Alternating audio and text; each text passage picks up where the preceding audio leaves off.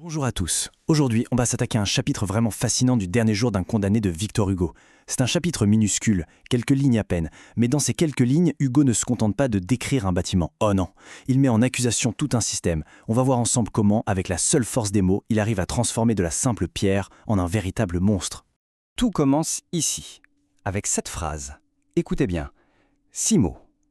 Hugo ne perd pas de temps en descriptions inutiles. Il ne dit pas qu'il est haut, ou vieux, ou beau. Non, il le juge immédiatement. Le mot « sinistre », ce n'est pas une observation, c'est une condamnation. Et voilà, en une seule phrase, l'atmosphère est plantée. Elle est scellée. Le décor n'est déjà plus un lieu, c'est une menace. Et c'est là qu'on touche au cœur du génie de ce chapitre.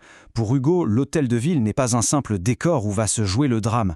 Pas du tout, il lui donne vie, il en fait un personnage à part entière. Un personnage de pierre, oui, mais un personnage froid, menaçant, qui devient un acteur central de l'exécution à venir. Il faut se mettre à la place du condamné. Pour lui, ce ne sont pas juste des pierres et des fenêtres, c'est la matérialisation du système qui l'a broyé, qui est devenu visible, tangible. C'est la justice qui s'est transformée en bâtiment. Chaque fenêtre devient un œil qui le juge, chaque porte une bouche prête à l'engloutir. L'architecture elle-même, elle devient le visage monstrueux d'une machine judiciaire inhumaine et totalement implacable. Et ce point est absolument essentiel. Il faut comprendre qu'on ne voit pas le bâtiment tel qu'il est vraiment, on le perçoit à travers le filtre de la terreur du narrateur. Ce n'est absolument pas une description objective, c'est le cauchemar réveillé d'un homme qui sait qu'il va mourir. Chaque détail est déformé, il est amplifié par son angoisse pure. Hugo choisit ses mots avec une précision quasi chirurgicale. Regardez bien, le toit n'est pas juste pointu, il est aigu et roide. Roide, c'est un mot ancien, un archaïsme pour dire raide. Ça donne une impression de rigidité, de froideur inflexible, comme la sentence elle-même. Les 1000 croisés, c'est une hyperbole, bien sûr une exagération qui sert à montrer cette surveillance écrasante, ce sentiment des trépieds de partout. Et puis il y a cette image incroyable, noir au soleil. C'est un oxymore, l'alliance de deux idées totalement opposées. Ça veut dire que même la lumière du jour ne peut pas vaincre la noirceur de ce lieu. Sa noirceur est fondamentale, absolue. La question qu'on peut se poser, c'est donc comment il fait ça? Quels sont ses outils pour réaliser cette alchimie littéraire? Comment est-ce qu'on passe d'une description architecturale à un sentiment d'horreur pure? Alors justement, on va entrer dans la boîte à outils de Victor Hugo.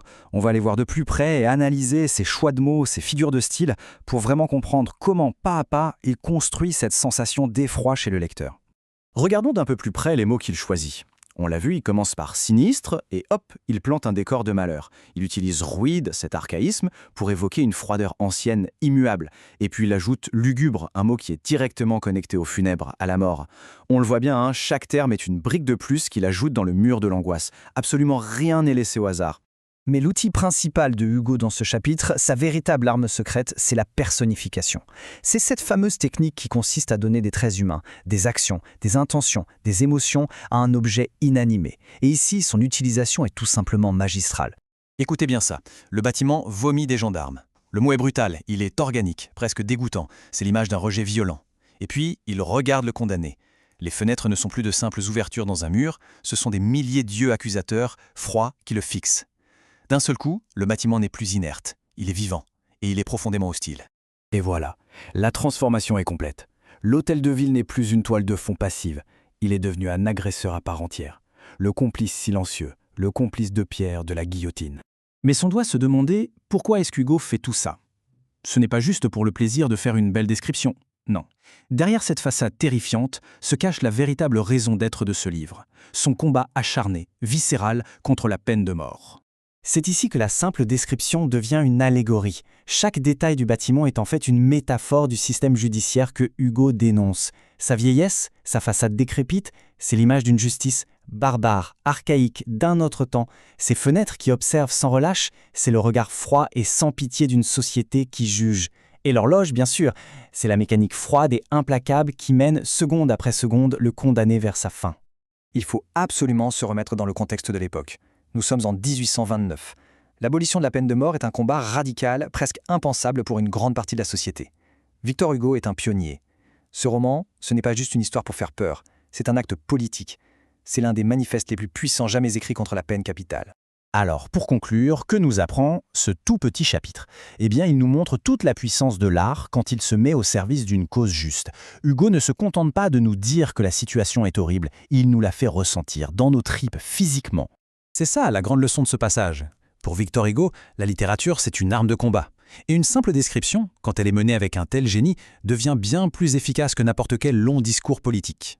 Il ne nous dit pas que la peine de mort est inhumaine, il nous la montre, là, gravée dans la façade monstrueuse de l'hôtel de ville.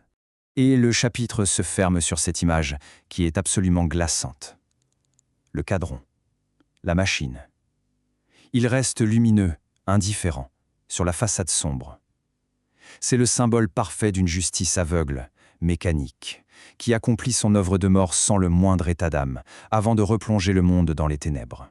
Hugo nous le prouve de manière éclatante avec ce chapitre. Parfois, une image forte, une description bien menée peut frapper l'esprit et le cœur bien plus fort qu'un long argumentaire.